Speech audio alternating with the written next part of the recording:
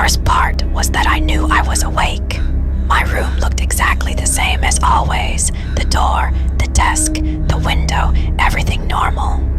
Until I felt something. A strange sensation.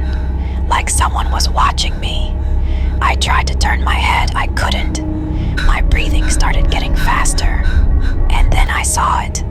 In the corner of the room, a dark figure, tall, completely still. I couldn't see its face. It was like the darkness itself had taken shape. The figure didn't move, but I knew it was looking at me.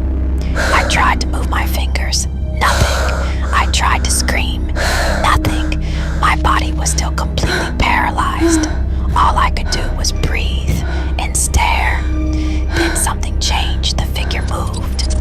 One step, very slowly, straight towards me. My mind started racing. Is it coming closer? Is it going to touch me? Is it going to hurt me? But my body still wouldn't move. All I could do was watch as the figure slowly got closer, and just when it seemed like it was about to reach my bed, everything disappeared. Suddenly I could move again. I jumped out of bed, turned on the light. The room was completely empty. Nothing, no shadow, no figure. But the feeling was still there because what had just happened felt far too real. What I experienced that night has a name.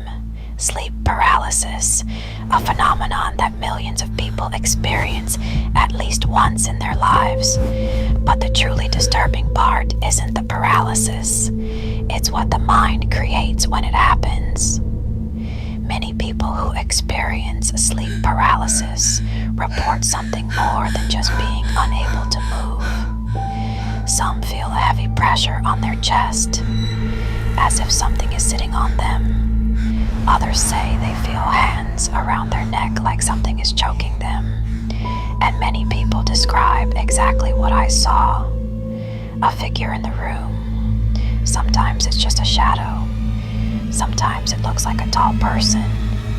And strangely, people around the world often describe the same figure. A tall, dark man, sometimes wearing a hat. Others say the figure looks even more disturbing, almost non-human, something that simply stands there, watching. When we sleep, our brain enters a phase called REM sleep.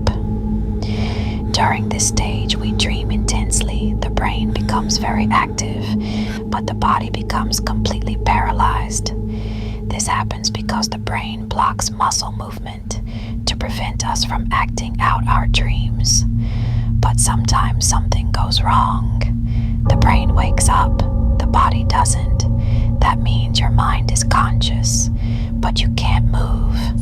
During sleep paralysis, the brain can still generate dream imagery, but now you're awake. That means the hallucinations mix with reality. Researchers have found that about 1 in 5 people who experience sleep paralysis report sensing a presence in the room. The brain tries to make sense of what's happening and fills the gap with something. Sometimes that something feels incredibly real. The reason these experiences feel so intense has to do with a part of the brain called the amygdala. The amygdala controls fear responses. During REM sleep, this region becomes extremely active. That means when sleep paralysis happens, your brain is literally in a state where fear is amplified. That's why many people are convinced that what they saw was real, because to the brain, it was. This phenomenon has been described for centuries.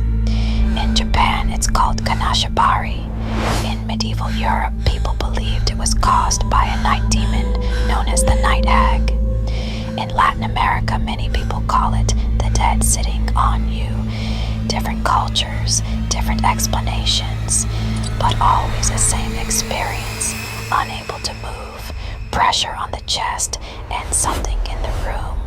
Millions of people have experienced sleep paralysis, and yet, every time it happens, it feels like something is really there, watching, waiting. And if you think this could never happen to you, you might want to remember something. Sleep paralysis happens when your mind wakes up, but your body remains completely paralyzed. During those seconds, you can't move, you can't speak, and your brain is still dreaming. The disturbing part is that in that moment, you can't always tell what is part of the dream and what might actually be in your room.